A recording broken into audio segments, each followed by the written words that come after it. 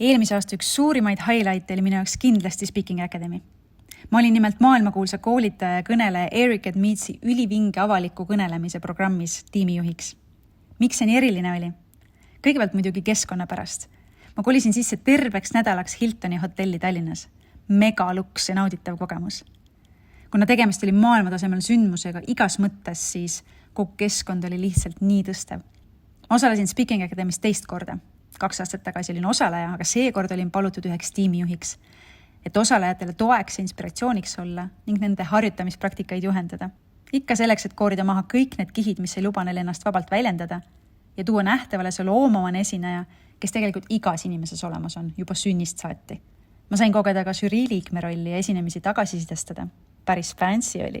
Aga kõige erilisem kogemus oli olla koos nädal aega nii ägedate inimestega üle kogu maailma.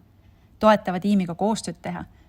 Oma ala tipp-professionaali Eric Edmeetsi käel justkui taaskord koolituda ja kogeda lisaks kõikide osalejate transformatsioonidele taaskord ka enda oma juhendaja, koolitaja ja avaliku kõnelejana.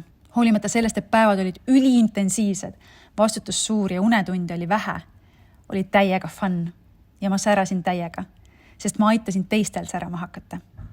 See kogemus andis uuesti mulle teadmise, et ma teen õiget asja. Ja kui sa teed õiget asja, siis sa särad.